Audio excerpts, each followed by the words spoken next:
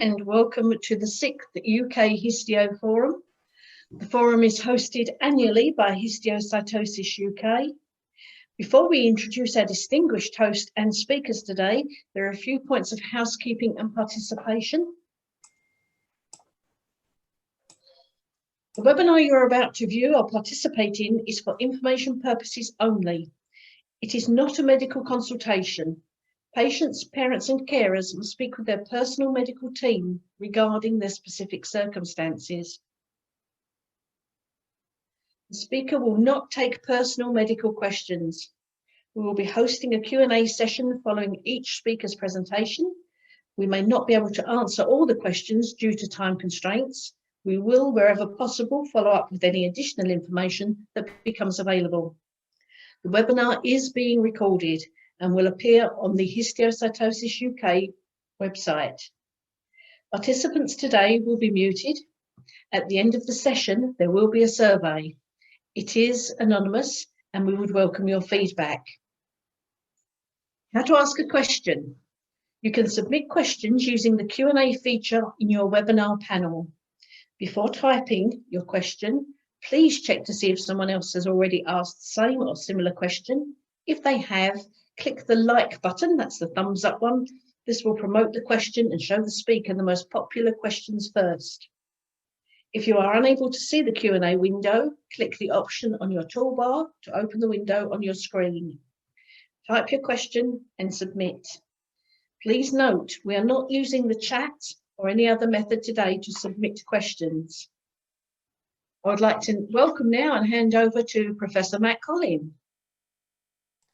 Great, thank you very much, Lynn, and I would like to join in welcoming you all back to the afternoon session, and I'd like to thank Histiocytosis UK and especially Lynn for all the help in organising this this meeting, which is now in its 6th incarnation and will hopefully continue to be a focal point for discussion and education. We've got two talks this afternoon. The first speaker is Paul Milne, who's a non-clinical scientist. He's a postdoc in the lab, and not only is he very skilled at the bench, but he's taken a real interest in the histiocytosis patients through working on a CRUK funded project to do molecular testing and molecular monitoring in LCH, linked to the LCH4 trial, but also increasingly gets off-protocol requests to test patient samples, and he's taken so much interest in this that he's often asked for clinical advice and has to say politely that he isn't actually a doctor, but he does know, he has learned a tremendous amount about histiocytosis, and some of this he's going to share with us today. So essentially the last 5 years or so he's kind of carried this molecular testing service and is now heavily involved in the exit strategies to hand this over to the genomic laboratory hub, and some of this work will continue to be done in Newcastle, hopefully, and also importantly to liaise with our other European colleagues through a Histiocyte Society spin-off that's been christened ECHO for the European Consortium on Histiocytosis, to echo the North American NACHO, not quite as funky a name, but there we go. To generate consensus molecular testing protocols so that potentially all our patients can benefit in future years. So without any further ado, I would like to hand over to Paul to give his talk on molecular diagnostics.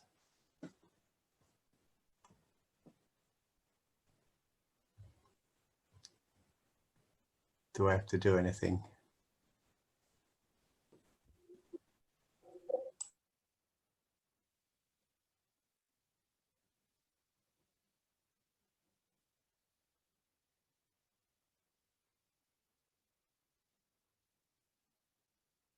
Hi, so thank you for that introduction. It's probably the best one I've ever had. I was asked to present on advances in molecular diagnostics in histiocytosis. So we know that Langerhans Cell Histiocytosis is an abnormal accumulation of histiocytes, and just an archaic word for tissue macrophages or dendritic cells. It's fairly rare, 5 per million children per year, 1 to 2 per million adults, although this is probably an underestimation. It occurs in either a single system manner or a multi-system systemic disease. We can also classify the patients as having risk organ positivity or negativity, and this is if the disease is present in the risk organs, which are the hematopoietic system, the liver, the lungs, or the spleen. And these patients tend to have a poorer prognosis. So in terms of molecular diagnosis, this has really been work over the last 10 years.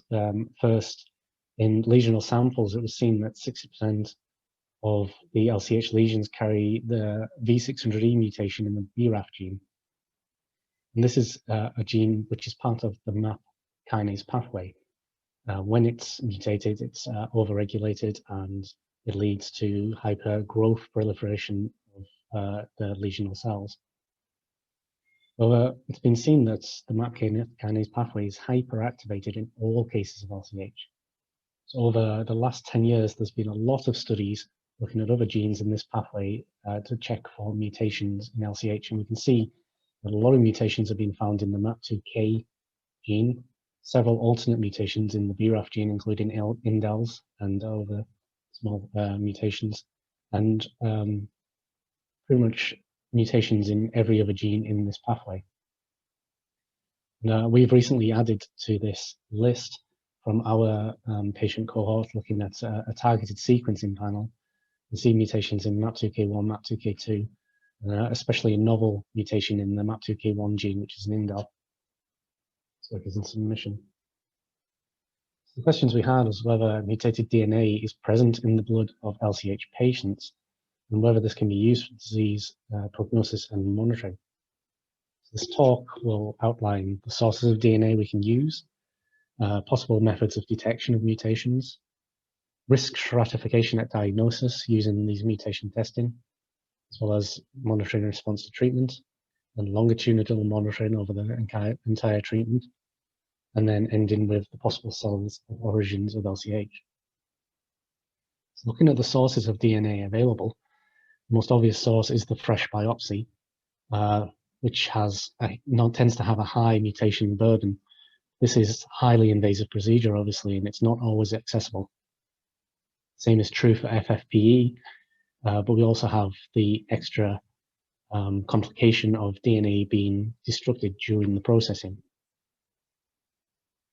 In cell-free tissues, we can look at cerebrospinal fluid.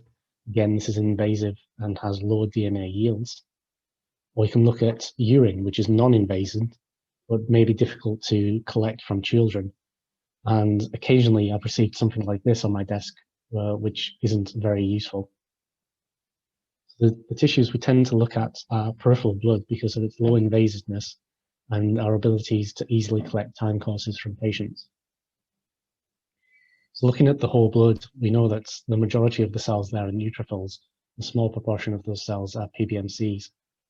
So to process the whole blood, we gently layer the blood on top of a Ficol medium and separate the different fractions by centrifugation to end up with some PBMCs, and plasma.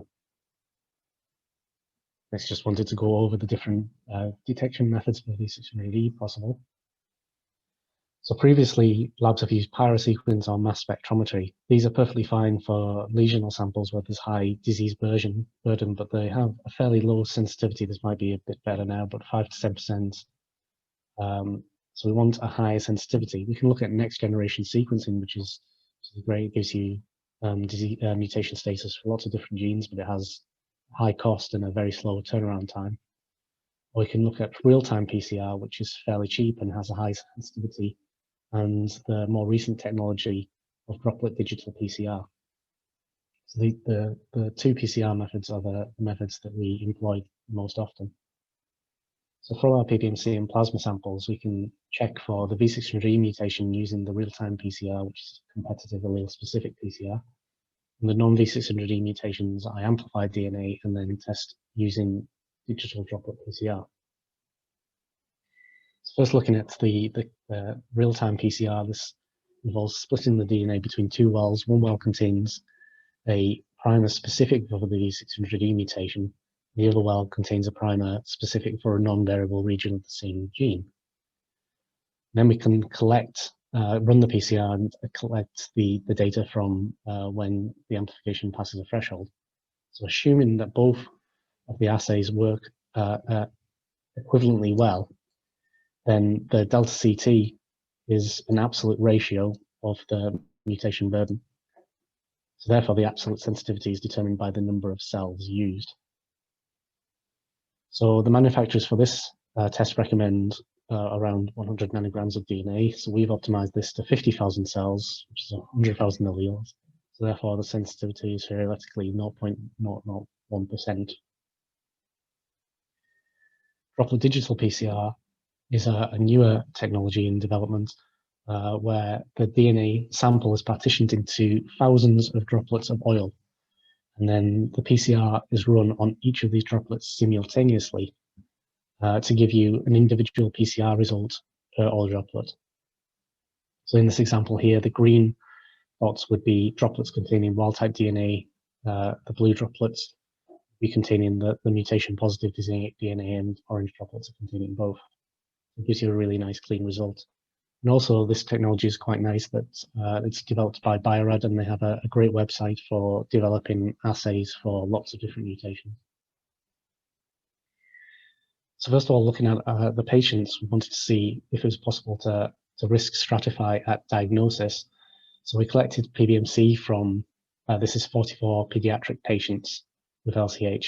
You can see that in this cohort, 50% of the patients had PBMC which carried the V600E mutation. So splitting this up into the disease burden, we can see that the majority of patients with mutated circulating DNA had multi-system disease. And if mutated DNA is seen in the single system disease patients, it was incredibly low levels.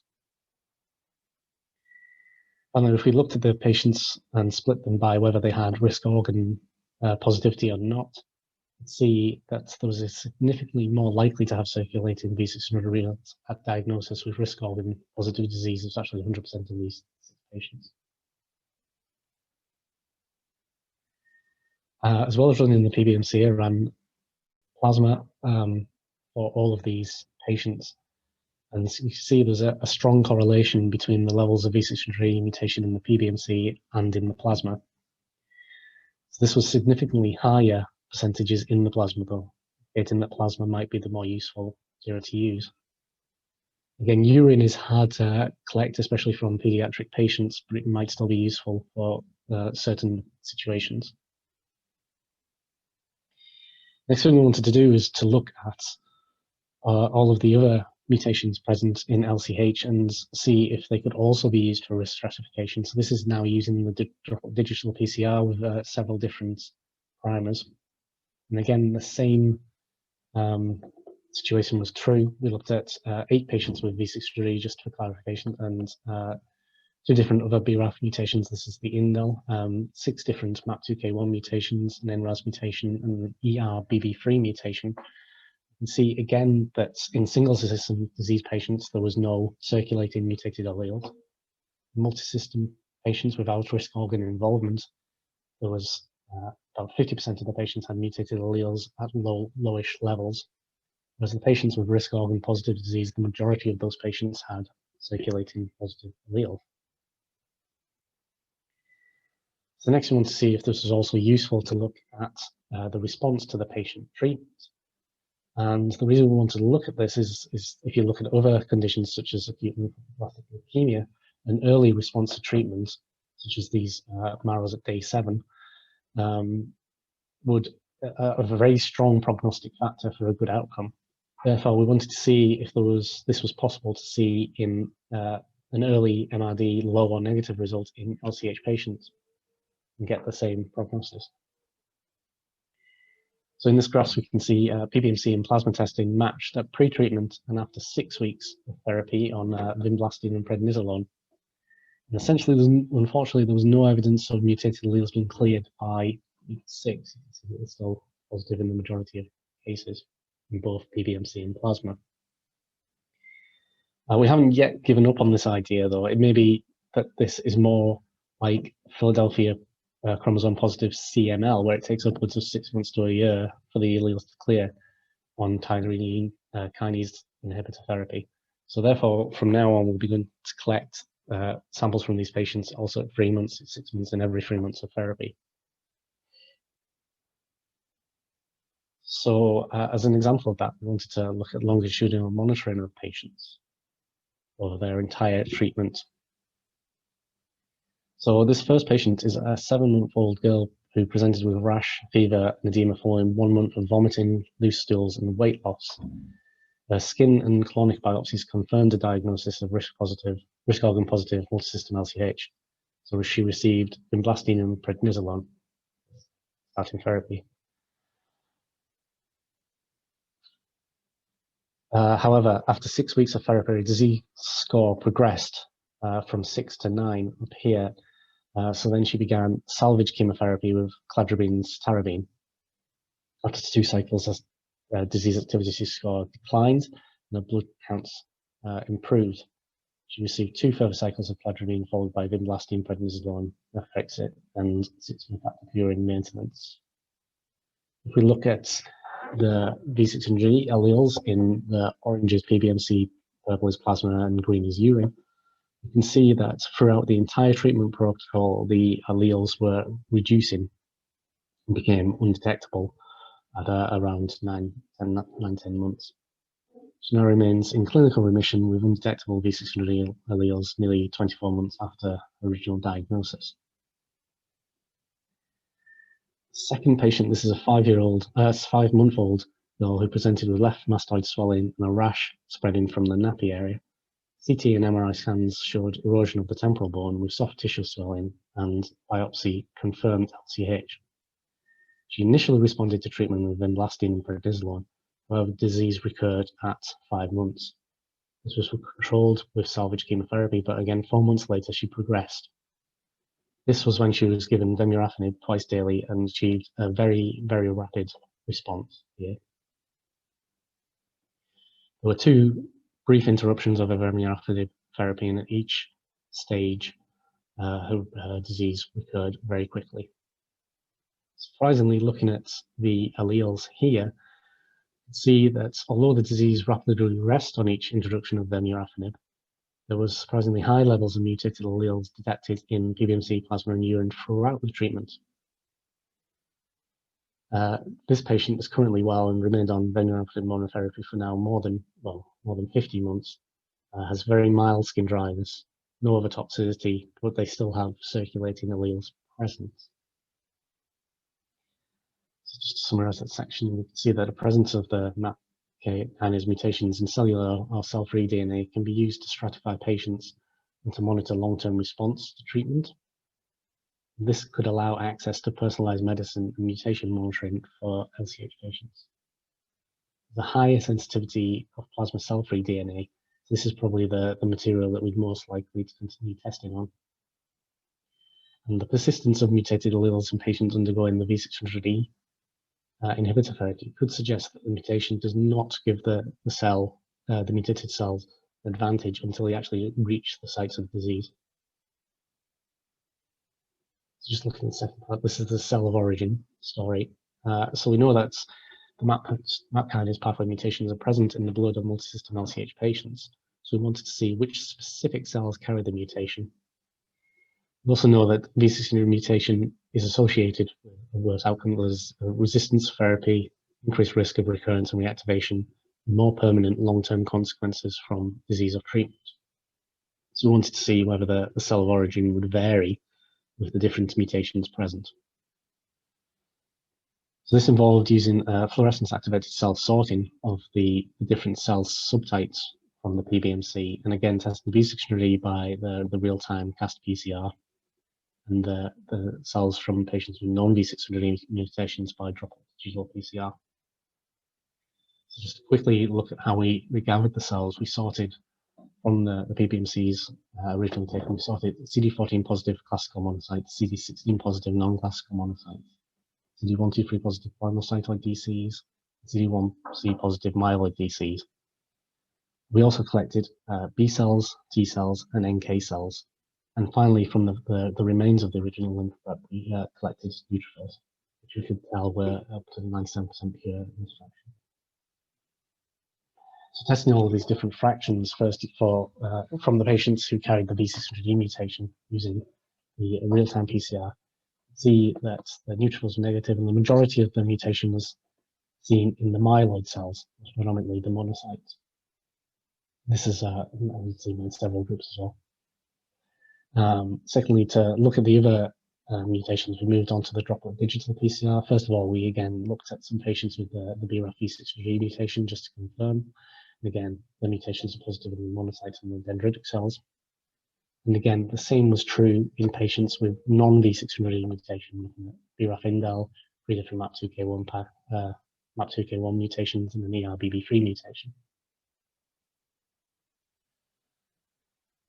So the last bit to look at is this is now looking at different cell subtypes sorted from 2 patients we've looked at previously at different time points. And you can see that in the patients who underwent chemotherapy, all of the subtypes of cells gradually lost mutation during the therapy. What's interesting is that the patient who was on vemurafenib therapy, if you look at the subsets that contain the mutation, the myeloid subsets, it actually reduce over time, over the 46 months. There was actually positivity seen now in the T cells arising. These are interesting findings that we have to do a lot more research on now to understand. We've seen that both the monocytes and the DCs can have a MAP kinase pathway activating mutations in multisystem LCH. There's a similar distribution of circulating mutated alleles by disease burden regardless of the specific mutation present. Cell subset distribution of non-V600E mutations is similar to that seen for V600E mutation. This could all lead to targeted treatment of mutated cells may be possible. Finally, just to go over the technical proposal we have, that histiocytosis patient lesions should first be tested for the V600E mutation using real-time PCR, ddPCR, or any equivalent technology. It's likely to pick up at least 50% of the patients, and then their PBMCs or cell-free DNA could be monitored over the treatment course, again with the PCR technologies. And then 50% of patients would have to have a targeted next generation sequencing panel like the one we have set up here. 40% of those patients will then have a known mutation, and again we'll be able to monitor these with droplet digital PCR. Finally, the 10% remaining patients we test for mutations using whole genome or exome sequencing. And I've just got to thank everyone in the human dendritic cell lab in Newcastle, all of the clinicians around the United Kingdom and Ireland and elsewhere who sent samples, the LCH4 team from around the UK, and our collaborators in Houston, and all the funders of the research. Thanks. Thank you, Dr. Mill. If you have some questions, would you type them and submit them now as we hand back to Professor Colin for Q&A. Great, thanks very much, Paul. That was very clear description of the journey. I did say to Paul a few years ago that it was impossible to make a living out of histiocytosis, but it's another way that he's proven me wrong. Any questions from the audience? I can see 39 people. Okay, no questions yet. Oh, here we go, great. So from Bindu, thank you for excellent presentation. Do you offer mutation panel testing on FFPE for clinical samples? I'm not sure if that means the lesion or the blood. So if it's FFPE, yes, lesion, yeah. So we do this routinely. I'm not sure if we can specifically offer it. That would be a question for Matt and the funding team, and where it's been sent from, I would imagine. Yeah, should I chip in? So it's a great question, and it's all tied up with the provision of genomic services by NHS England and the genomic laboratory hubs. So it's on the test directory is a simple answer. So yes, and we've helped the Northeastern and Yorkshire hub to set that up in Newcastle. But I think we'll be one of several laboratory hubs that will offer it. I think there'll be a lab in London. I think possibly the Marsden will also offer it. So the simple answer is yes, it should be available to all patients from early 2021 through the genomic laboratory hubs. Oh, question from Mark Bishton. Have you found any cases with more than one mutation? Yes, rarely. So we had an ALL case, didn't we? Had a LCH. Yeah, there's a couple of cases with NRAS and KRAS mutations. And so there was one patient I showed in the study that had a BRAF G466 mutation and an NRAS G12 mutation. So there's 2 or 3 patients so far. It's rare. And if it has happened, it's just been 2 mutations. I think it might be more common in adults with neoplastic type histiocytosis, so ECD. I think pediatric LCH should be a one-hit disease, I guess, but yeah. Bindu says, thank you. Shireen has chipped in that King's College is the London lab that will be offering the panel testing. So there you have it. And Austin has got a question. What proportion of patients will have a low BRAF or other mutations in the bone marrow if the patients have unifocal or multifocal bone disease? So so if this was a patient with single system disease in a bone, still being negative in the bone marrow.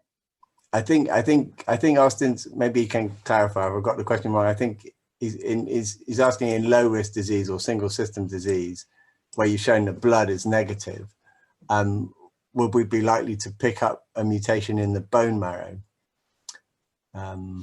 Which I think is unlikely. Yes. Okay. So that so I guess one of the issues there, we don't tend to get a bone marrow sample from a low risk patient. So it's a bit of a self-fulfilling prophecy that we haven't detected it, because in a single bone lesion, I doubt the patient would get a bone marrow. I guess where we've looked in adults, it's not a more sensitive test than the blood. Is that fair to say, Paul? It's the bone marrow isn't no, it's not a more sensitive test. Yeah. So when you've had paired bone marrow and blood, you've usually got the same answer. Is that roughly right? The blood tends to be slightly higher if there's mutation in both. Yeah. Okay. Does that answer the question, Austin? You can give us a thumbs up if so. Oh, what's he said there? Yeah. Okay. Great. Any more questions from the audience? Thank you for all your questions. Great. So Lynn, do I hand back to you now, or shall I crack on with introducing Dr. Donadieu? If you'd like to move on, Paul. And if you would like to introduce your next guest, please, Matthew. Great. Okay. Well, it's a great pleasure to welcome Jean Donadieu from Paris. I think it's fair to say he's one of the leading pediatric oncologists in the world, particularly in the area of rare disease. He's currently working at the Hemato-Immuno-Oncology Service at Hôpital Armand-Trousseau in Paris. I was looking today, his work is cited nearly 10,000 times. He's made significant contributions to the field of histiocytosis from the early days, actually working out how best to salvage patients with high-risk disease. He invented a widely used disease activity score, which you could see in Paul's presentation, and he really is a leader in the field. He organizes an annual meeting in Paris, which is very well attended, and one year it happened to fall on the anniversary of D-Day. So since then it has been known as the D-Day meeting for Jean Donadieu. And as well as being a great clinician scientist, he is champion of the patient, and he's the first physician in the world to give inhibitor therapy to children with histiocytosis. And I'm very grateful that he's given up the time today out of his busy schedule to give us an update on this really groundbreaking work of using targeted inhibitors to treat histiocytosis. So thank you and welcome, Jean. Wow, thank you for your introduction. It was so nice. Thank you for your invitation. Do you see my slides? We do. You're not in presentation mode, but we can see your slides. Okay, so I'm putting in presentation mode. Okay, so I will present probably more the clinical part of this talk. And thank you, Paul, for the introduction about the BRAF and all the biology around this. I am clinician and I organize a French network, yes. But also, I love EU, I love international cooperation, and I just want to tell you that whatever the politician may decide, UK will remain in EU, and we need to work with you for this rare disease, for your competence and for many things, and your friendship. So that's just the time for LCH was divided in BB and AB. BB, before BRAF. At this time, before BRAF, histiocytosis was like a terra incognita. We have plenty of hypotheses and none was exact, none was pertinent. B, the year 2010, the guy in the middle, Barrett Rollins in Boston, provide this very important information. LCH is related in half of the case to BRAF mutation. And now we are 10 after BRAF, 10 years after BRAF, and now we know that histiocytosis is a clonal disease with abnormal activation of the MAP pathway. So after that, we have also some contribution, and we have done this from France. So we look to the correlation between the BRAF mutation and the clinical outcome of the patient. Shortly, 50%, 55% of the patient, of the children, have a BRAF mutation, BRAF V600E mutation to be exact. And if we look to the detail, if you have if you are young, below 1 year old, if you have a risk organ, and if moreover, if you have a poor response to standard therapy, you have about 95% of BRAF mutation. So BRAF mutation can be considered as a bad news for the patient. I can just say that it was also a good news because we have, and because the companies and have developed some BRAF inhibitor. Several are now available. The oldest one was vemurafemib, and just after dabrafemib. And now we have also some other kind of targeted therapy targeted to the MEK step of the MAP kinase pathway, which are cobimetamib and tramatemib. So we have, it is a bad news, but it is also a good news because we can act on the step which is in defect. So now globally, I think the experience worldwide is about 120 cases of vemurafemib, 25 cases of dabrafemib, about 10 cases of cobimetamib, and 10 cases of tramatemib. So it's a little experience. And we can just say that we try to fix the 5 situation, the 5 life-threatening situation in LCH. One is refractory risk organ positive, so patients who did not respond to valblastin steroid and sometimes to many other drugs. We try to fix refractory risk organ negative. We try to fix also lung positive and lung destruction of LCH, related to LCH. We try to fixed neurodegeneration, and lastly, sclerosing cholangitis. I will develop here just the three first needs. We first decided to treat a patient in 2014, and we published this in JAMA Oncology, but I will develop more the experience of all the cases we have published in GCO last year. And the difficulty in LCH is that it's very difficult to have a clinical trial for this kind of situation, because it is the rare of the rare. And so it's very difficult to have the time to organize a clinical trial for this. It's not, we have not enough strengths or means for that. And so we use off-label drugs, because some drugs, unlike vemurafenib, has been patented for more frequent tumor like melanoma. And we just have orphan drug designation to help and to give a more regular approach, and to say to the authorities that we are not pirates. We just want to do the things in good way, but we have to take in consideration that the disease is extremely rare and very poorly known. We try to treat only patients with BRAF mutation. The dose was about 20 mg/kg a day, and we try to treat at least 2 months. And now we see that it's possible to treat much more larger than that. We don't want to have other drug associated initially. And we have two groups of patients, risk organ positive or negative. For the risk organ positive, we consider patients who have been refractory to at least one line of vinblastine and steroid. And for risk organ negative, the patient should have received at least 2 lines of therapy before going to vemurafenib. So this has been published in September 2019. It is open online, so it's very easy to get it.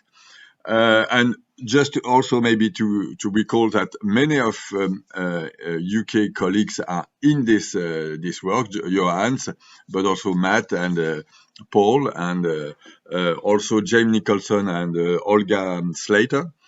And so we have contact with physicians in EU or with the European network Eurohistionate. We collect data on site if possible, or sometimes with a case report form fulfilled by the medical doctor of the patient. The inclusion period was between 2014 and end of July 2018. We get a consent from the family, because it's children, and we evaluate the patient for efficacy and adverse event, as usual, I think. So in terms of geography, we collect data mostly from all EU, but also from south of Mediterranean Sea. We have some patients from Israel, patients from Palestine.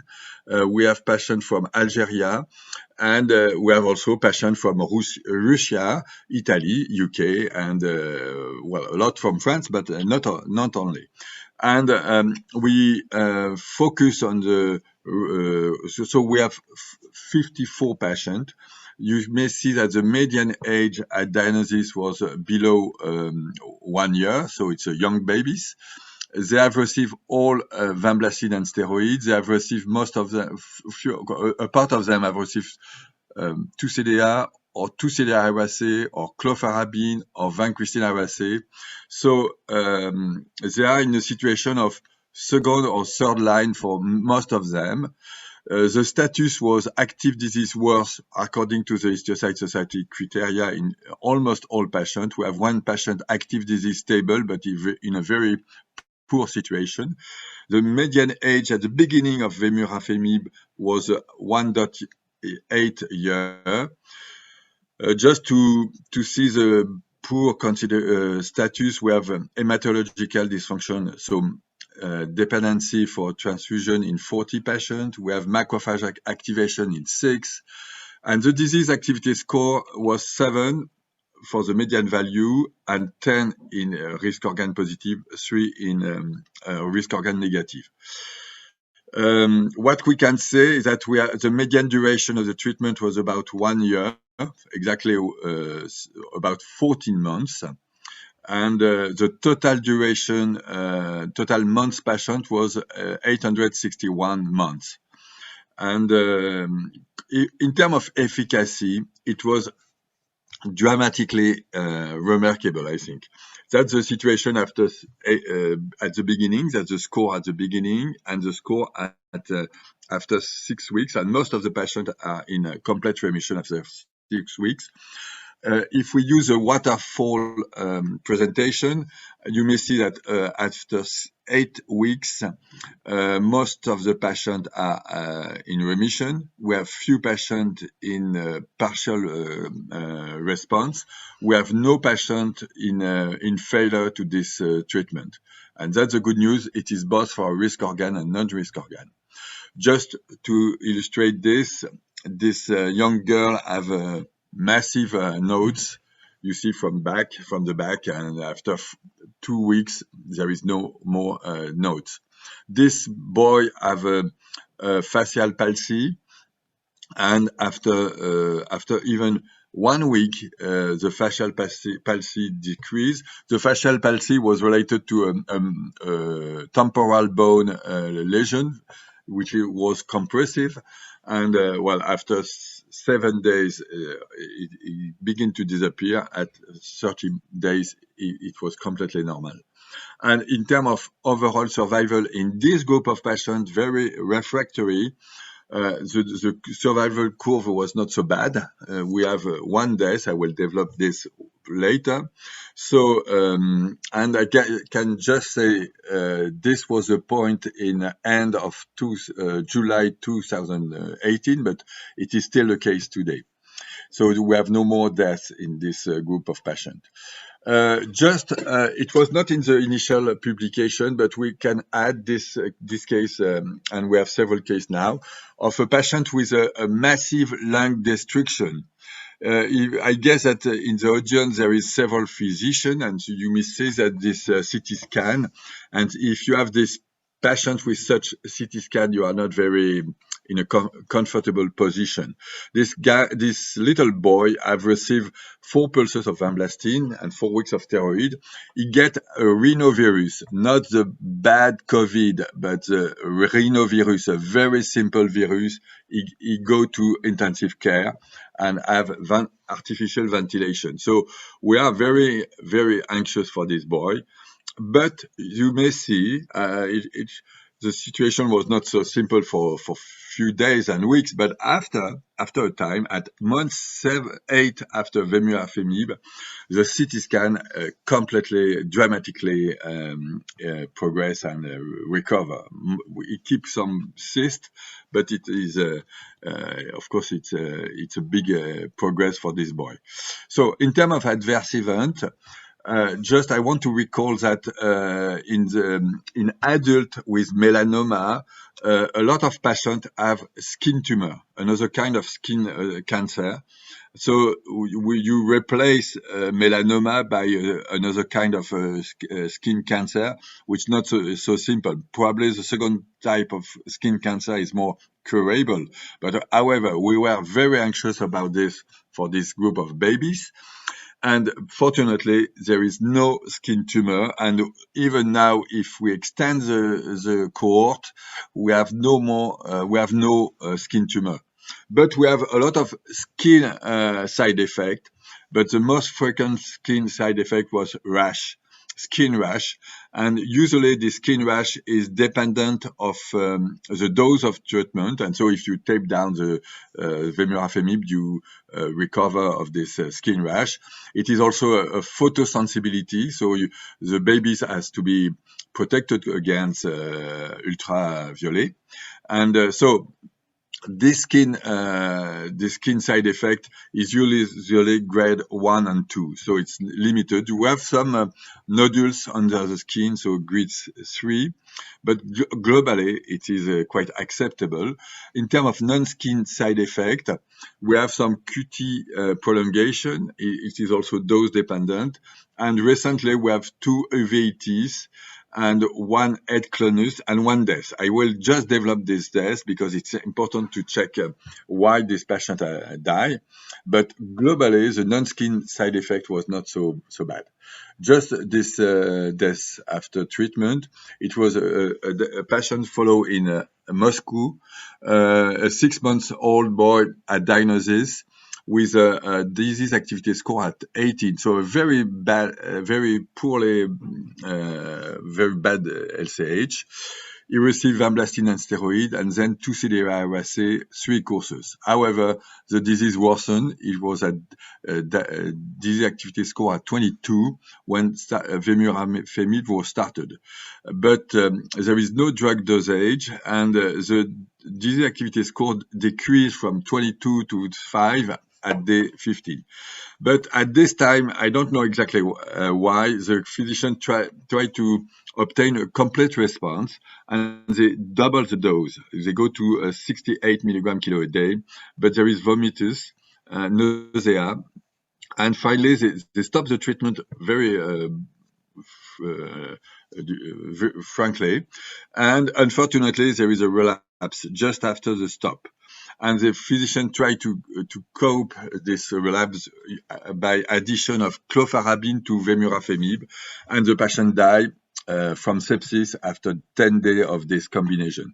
And I'm not sure that we can input this death to vemurafemib alone, and probably we have to sometimes to be patient to obtain a complete response. So globally, the side effects are mild, dose-dependent, and clearly less than chemotherapy. We just say that association with clofarabine is not recommended. In terms of pharmacocinetic, we just have to recall that we crash the pills because there is no compound for the babies. And so also we know that the albuminemia is very low in such group of patients. By chance, I think we can say that we have been able to determine the therapeutic zone, which is between 10 and 20 milligrams per liters. And we can say that there is a toxicity above 50 and a lack of efficacy below 10. So this is important for the clinical use, and I think if you want to monitoring the dose is important to adjust the therapy.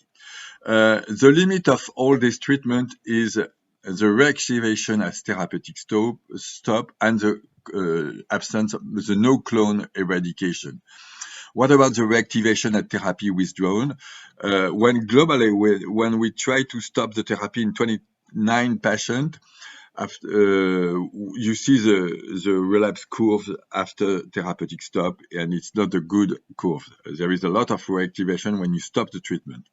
You have more reactivation if you are risk organ positive than it's a line, the red line below, than if you are risk organ positive.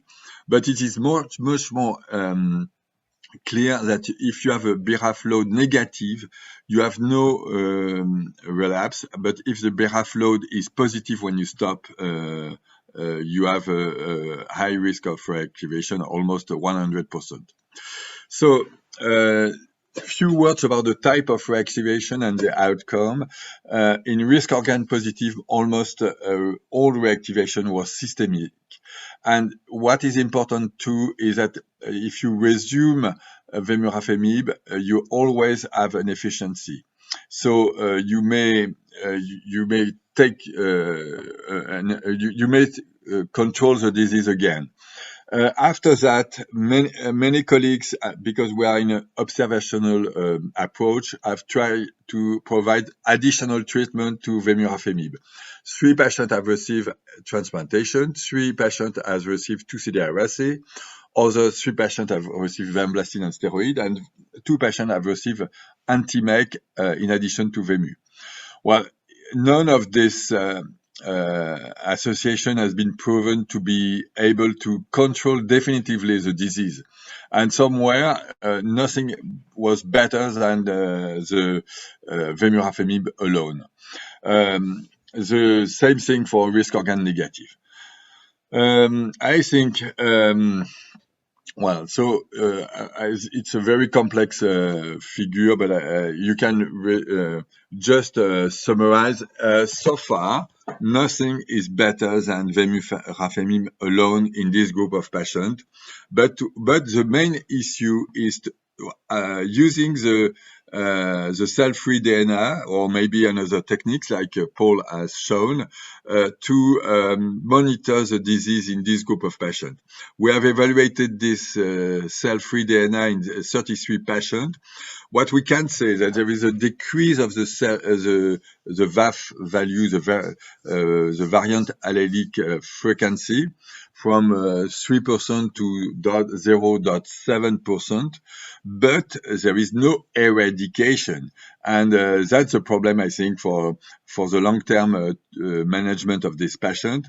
And we should find maybe time is enough, but we should find a way to eradicate this BRAF load. In conclusion, I hope to be in time. Targeted therapy in this group of patients is safe and active, and it is active on the most severe refractory form of LCH, which is a good news. Short duration is not able to avoid reactivation, at least 1 year. There is no resistance, and also it's a difference with cancer.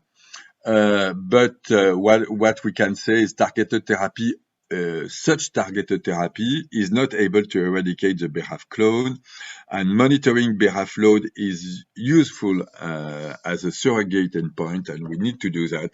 And lastly, I just want to conclude to say that international cooperation is mandatory to increase knowledge.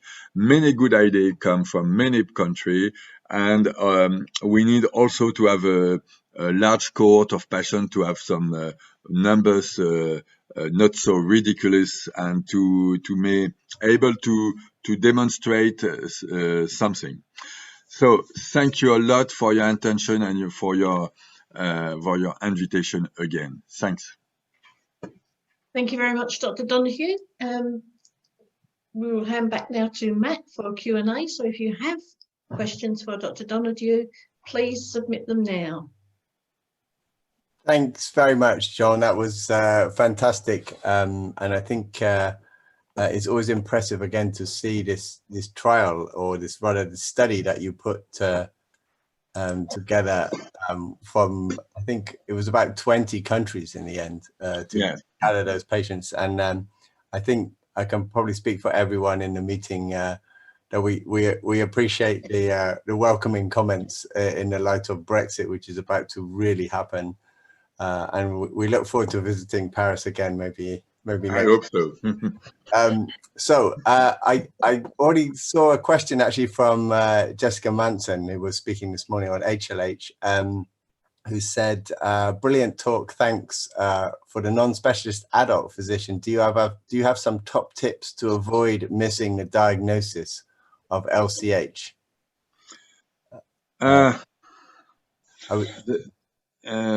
Well, the optimal duration is, I think that so far. Oh, sorry, John. There was a question before this about. Sorry, excuse me. For top tips to not miss the diagnosis in adults. It's a little bit unfair to ask a pediatrician, but maybe you could comment on some of the difficult diagnosis that you see sometimes. So I am a pediatrician. Nobody is perfect.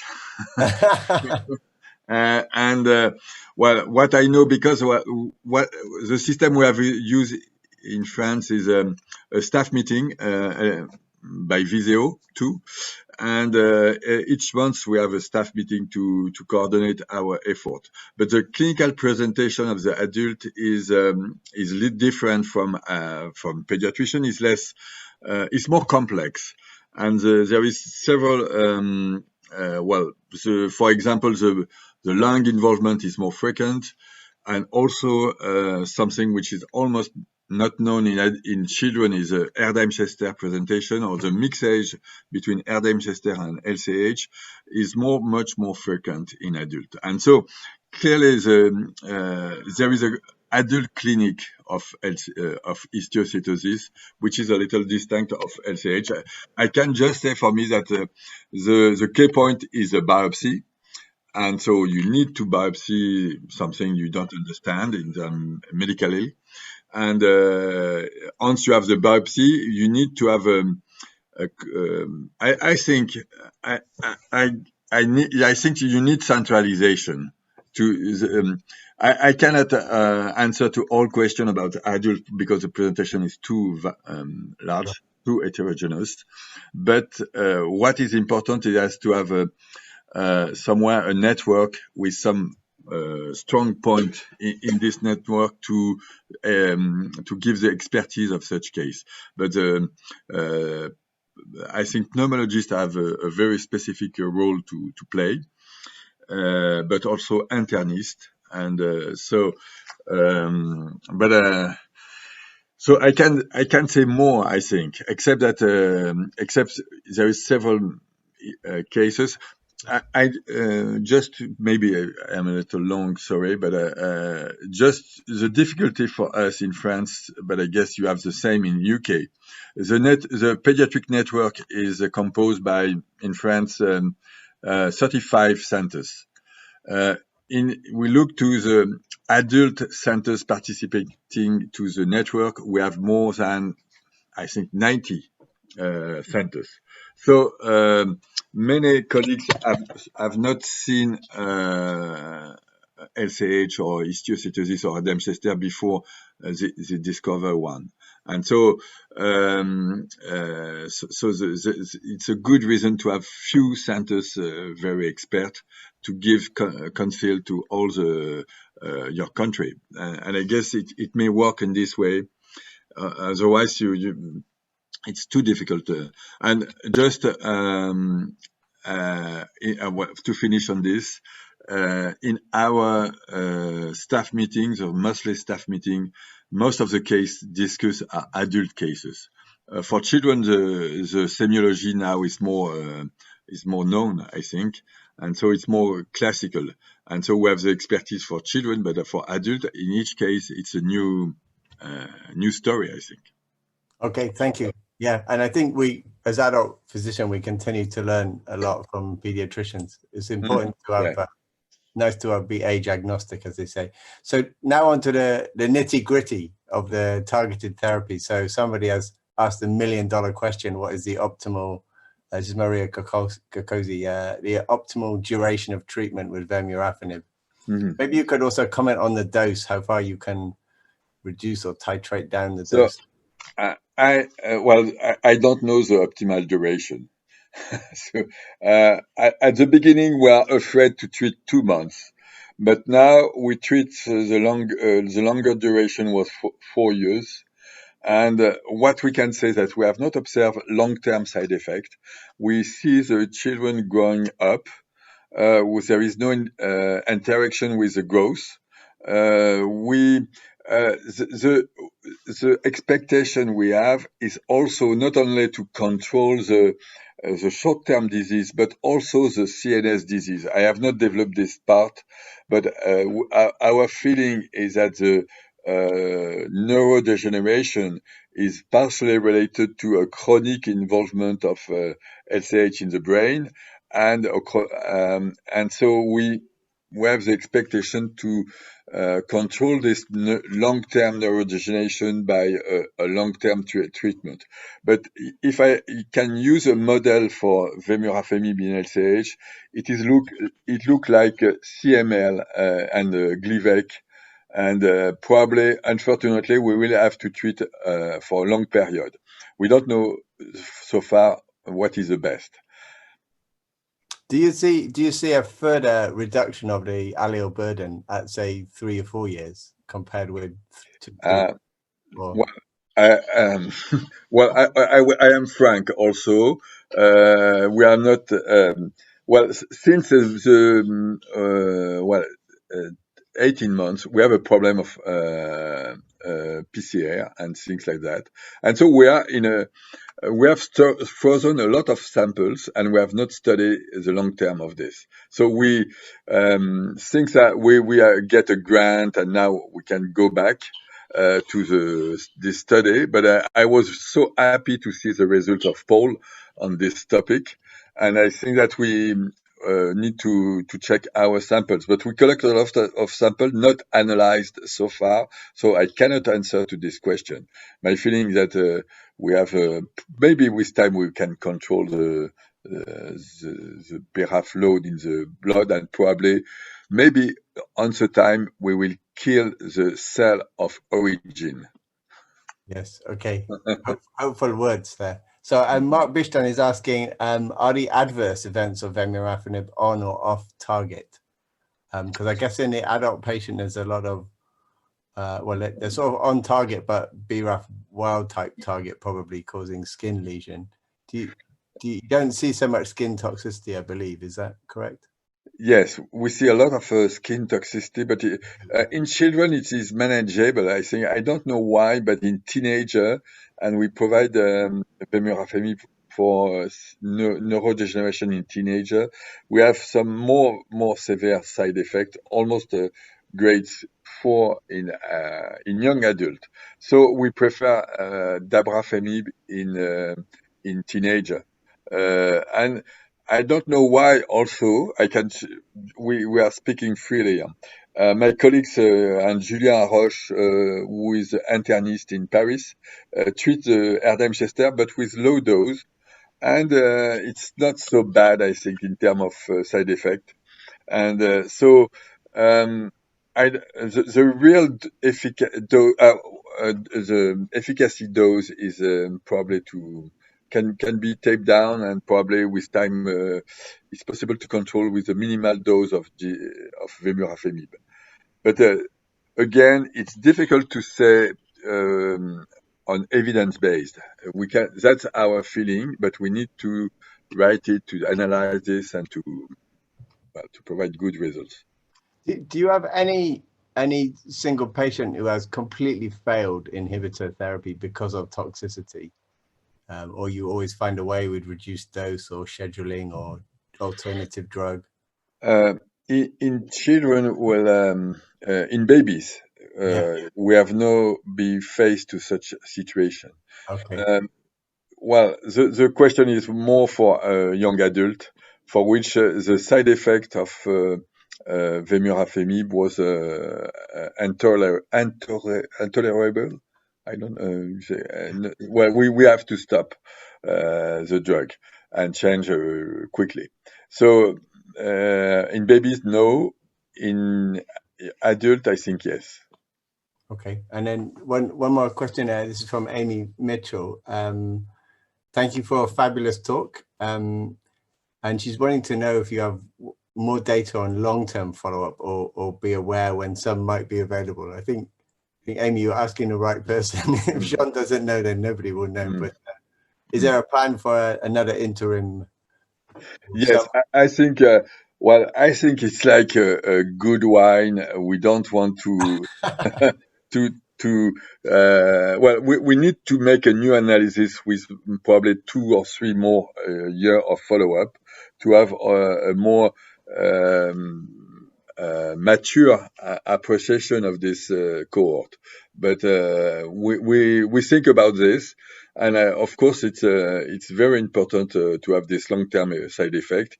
We just write the first chapter now of this story, and we need to have the following chapter. So this work should be done.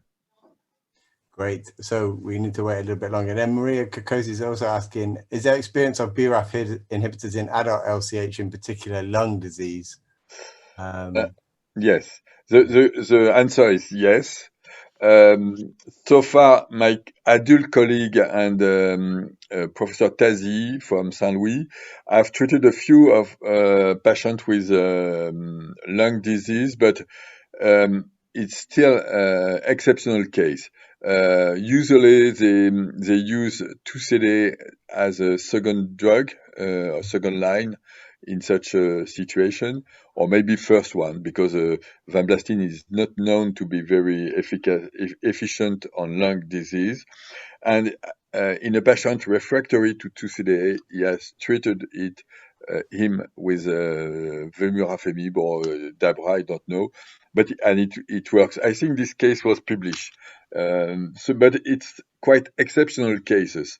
I think for children we know that vinblastine is not really efficient on the patient with a lot of cyst, and it was a good news to see the patient having this good answer to the massive cyst involvement of the lung. Yeah, I agree. Also, I think Olga Slater had a similar case this year with a similar, amazing response. Everyone thought the child was doomed, and it was incredibly dramatic. Okay, so and I guess ironically, just to comment, we have more experience of BRAF inhibitors in the more rare Erdheim-Chester disease in adults than LCH, because that does quite frequently generate life-threatening problems. And then there's one more question from David Wrench here. The rapid reduction in disease bulk in the case illustration was impressive. Has there been any issue with tumor lysis syndrome in that cohort? Well, it was not like in leukemia with coagulation disorders or things like that. But what we have observed, it was discovered for us, is a necrosis of nodes of a tumor, and I think that the tumor open to the skin, and there is a kind of we say histiocytosis pus or something like that, which is completely unusual in the field of LCH, as such kind of situation usually are very chronic, and so something is in terms of short-term action. I think targeted therapy in general is probably the best approach to cut the disease. Probably in terms of eradication is not the best, but in terms of short-term action, it's very useful. That's great. Can I just ask? I have two further questions while we have you. The first one is the exit strategy from long-term therapy with targeted inhibitors. I mean, I guess you might say we don't need an exit strategy. We just keep on the inhibitor. But if we were trying to design an exit strategy, you list the things that don't work. Do you have any idea or any hope for a combination or another adjunctive treatment that will eradicate the clone? Even transplantation, you say, is not so effective. Well, transplantation is a heavy approach. So, but no, really, I have no idea. Probably there is a room for clinical trial, but so far we have not been able to do that. We were very in a difficult situation because our technique for PCR was not available for months, and so I think that now new clinical trial should use target the BRAF load as a marker, surrogate, because this is clearly the key point, I think. So if you had to design the trial tomorrow, what candidate would you pick to? My feeling, I think that the most active drugs are probably in such cases are 2-CDA or 2-CDA-RAC, but probably at limited with those to have not too much toxicity. But I don't know really. I have no. No, this time I have no idea really. And the final follow-up question to that is: do you anticipate? So the great JCO paper is very much a salvage of the salvage situation. Do you anticipate the treatment coming further forward in the algorithm? Are you making any progress with that? I think yes. It's possible to to treat very much more early in patients with a very aggressive situation. So I can say that with this month we have treated for the first time as first line babies with. Okay. Because we have a question of catheter and perfusion and things like that, and it's an oral drug, and so we were in a complex situation, and we say, okay, do you need to go to a catheter and things like that, a central venous line, and many and wait 6 weeks, or do you treat right now? And it's not. Well, we meet our internal ethic committee and say, okay, let's go, and it works. Okay, so that's a very good note to end on. I think new optimism. So yeah, you showed us BB, which was before BRAF, so we have to have AD, which is après donadu, I guess. Everything. Okay, thank you. So I think I meant to invite some roundup questions to either of the speakers. First, I'd like to thank both Paul and John again for an excellent pair of presentations, very informative.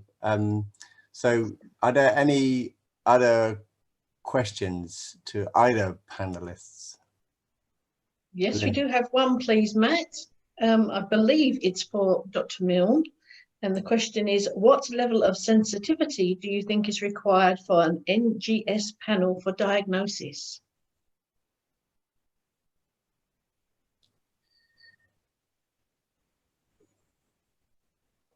Right, so for the NGS panel, that's looking at lesional samples. So the sensitivity probably doesn't need to be any lower than about 10%, as the lesions tend to have a higher disease burden than that. But it's always worthwhile having a pathology report just to check how the concentration of disease cells in that tissue.